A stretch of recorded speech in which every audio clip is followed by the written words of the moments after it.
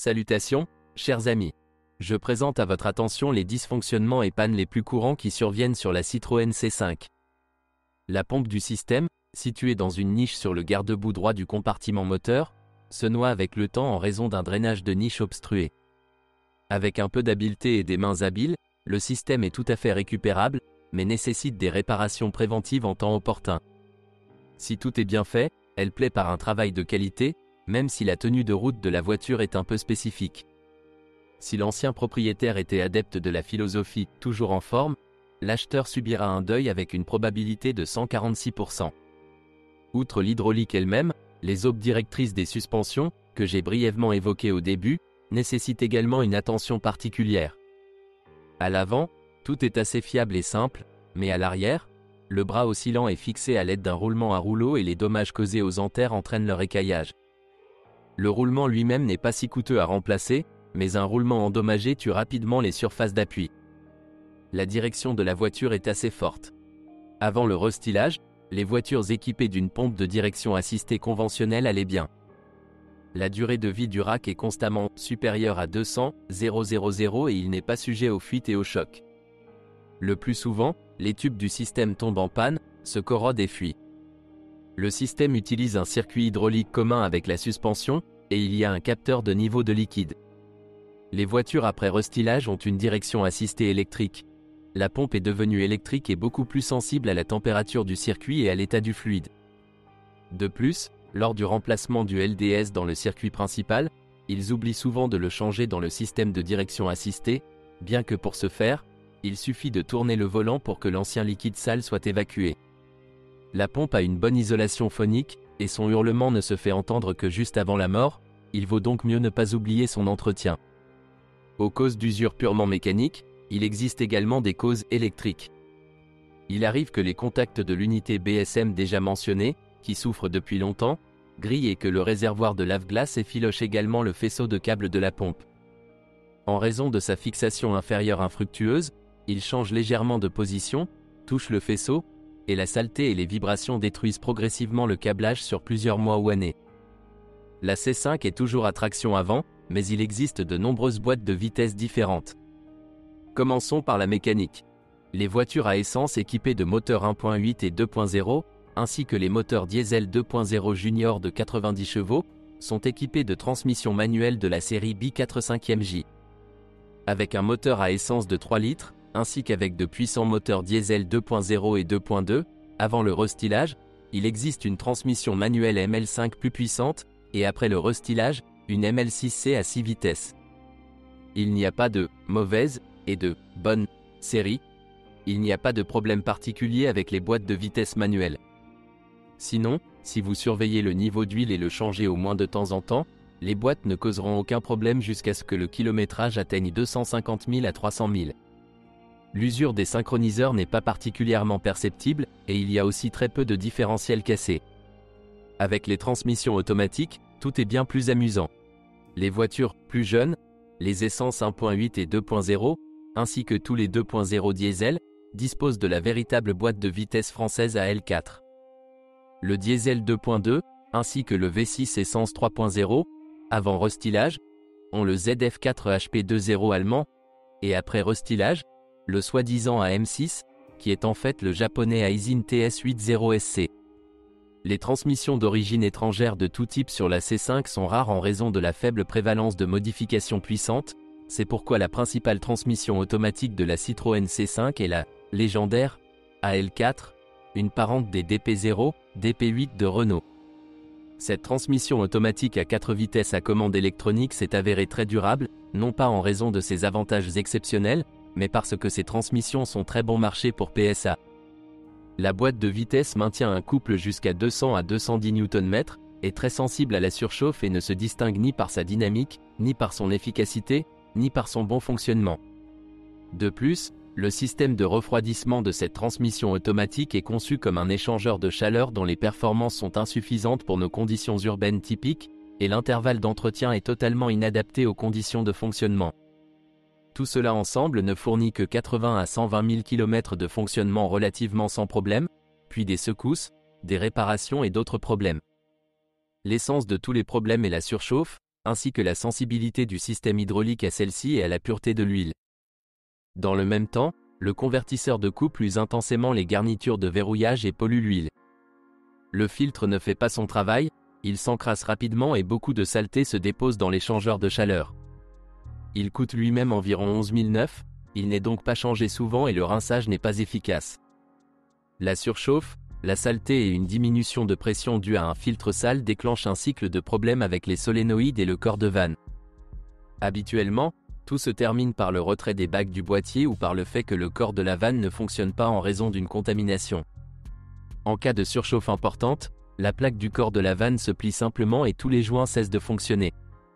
Après toutes ces horreurs, ce sera drôle pour vous d'entendre que la partie mécanique de la transmission automatique est, en général, très réussie, donc si vous fournissez de l'huile propre et sa température autour de 85 degrés, alors la durée de vie peut dépasser 300 000, et ce, à un coût de réparation très faible. En réalité, presque toutes les vieilles boîtes à L4 sont déjà au moins détruites ou tout simplement en train de mourir.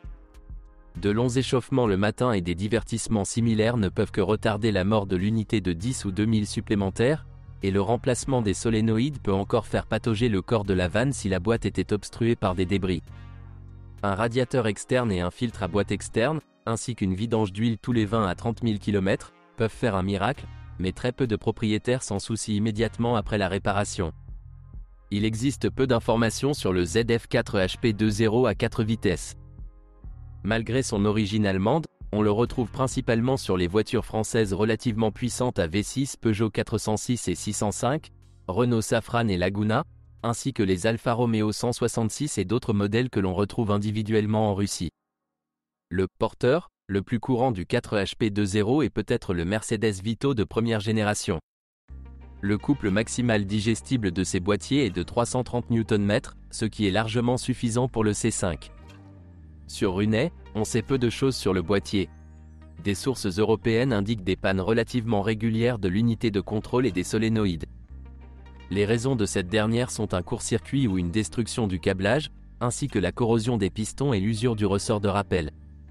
Apparemment, les chances de trouver une version « live » d'une telle boîte sont plus élevées que pour la L4, mais trouver des composants à réparer peut être difficile en raison de la diffusion nettement plus faible.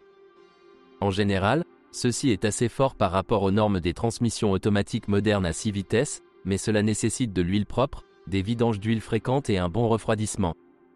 Contrairement à la L4, lors d'un fonctionnement silencieux, il fonctionne longtemps et bien avec des intervalles de remplacement standard et avec le système de refroidissement standard.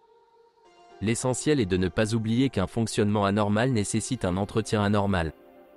Eh bien, si vous avez réussi à vous tromper, gardez également à l'esprit que cette série de transmissions automatiques est plusieurs fois plus coûteuse à réparer que les anciennes à 4 vitesses. Les moteurs de la Citroën C5 n'ont pas de problème courant. Le système de refroidissement est bien conçu et l'énorme ventilateur fait un bon travail de refroidissement. Certes, sur les voitures après restylage, dans le cadre du verdissement, la température de fonctionnement des moteurs a été augmentée et des thermostats contrôlés ont été introduits. En conséquence, les composants en caoutchouc du système de refroidissement ont une durée de vie sensiblement plus courte, mais cela ne pose toujours aucun problème particulier. Les bobines faibles, les sondes lambda et le câblage des moteurs à essence, ainsi que les logiciels spécifiques et l'erreur « défaut anti-pollution » qui s'allument souvent pour des raisons inconnues causent quelques ennuis, mais même sans scanner chez le concessionnaire, le problème est généralement facile à localiser et réparer. Les principaux moteurs du C5 sont des 4 en ligne de la série EW. 1,8 sont des moteurs 6FZ, 6FY de la série EW7 et 2,0 sont des moteurs RFJ-RFN de la série EW10. Les diesels sont représentés par la famille DW10. Les moteurs EW10 à injection directe, les moteurs RLZ extrêmement infructueux, ainsi que les moteurs 3.0 de la série ES9 et les moteurs diesel 2.2 sont moins courants. En théorie, il existe également un moteur diesel de la série 1.6 DV6, mais en pratique, il est presque impossible d'acheter une voiture avec.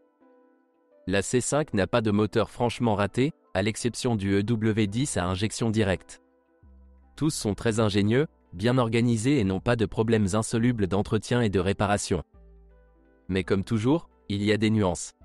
La famille EW10, EW7 est généralement assez conservatrice. 4. en ligne avec un bloc en aluminium et des chemises en fonte, une courroie de distribution, une injection conventionnelle, sur la plupart des modifications, des compensateurs hydrauliques et une culasse à 16 soupapes. Avant le restylage, il n'avait même pas de régulateur de phase. Après la mise à jour, un régulateur de phase a été ajouté sur la tige d'admission et le thermostat réglable mentionné ci-dessus.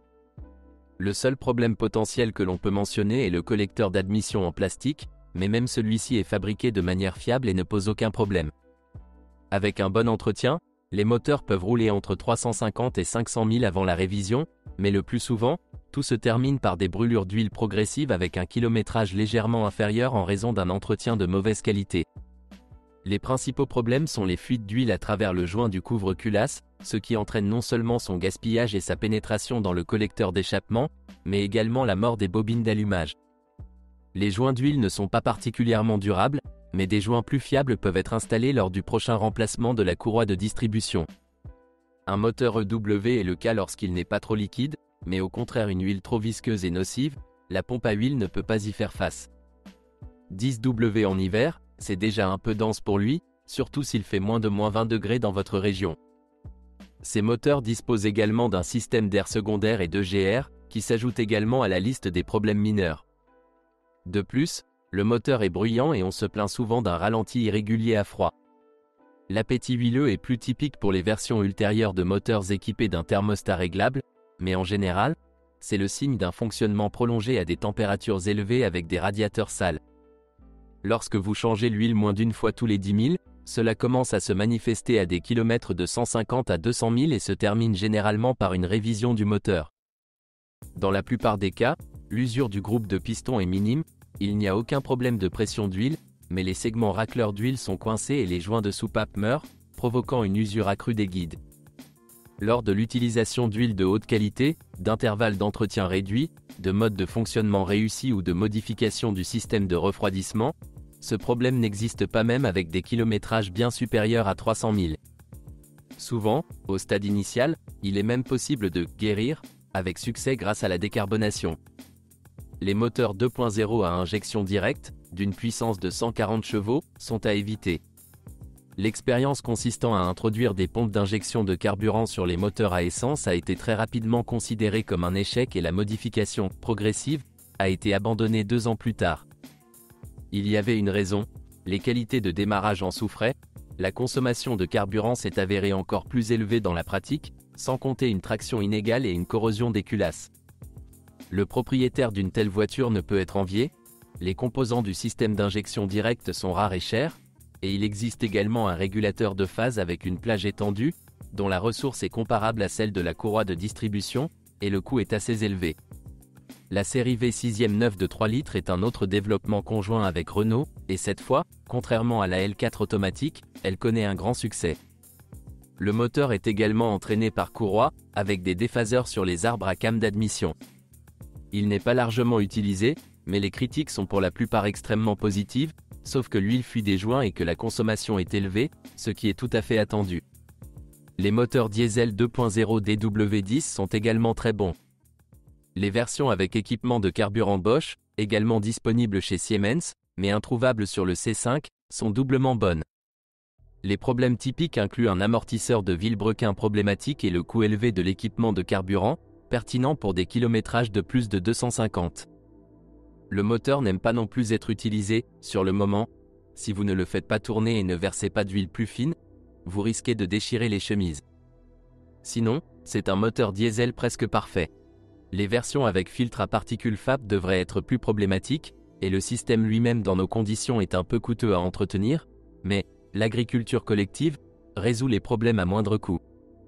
La série de moteurs 2.2 DW12 est un peu plus gênante. Il existe des arbres d'équilibrage, le système propriétaire de réglage du conduit d'admission à l'aide de volets avec entraînement à dépression swirl n'est plus très fiable lorsque les moteurs ont plus de 6 à 8 ans, et ils sont plus sensibles à la pression d'huile. Mais en général, tous les bons mots sur les moteurs DW10 peuvent être dits à leur sujet. Ce sont toutes les informations sur les problèmes de la Citroën C5, si vous en savez plus ou n'êtes pas d'accord avec ce que vous avez entendu, je vous attends dans les commentaires.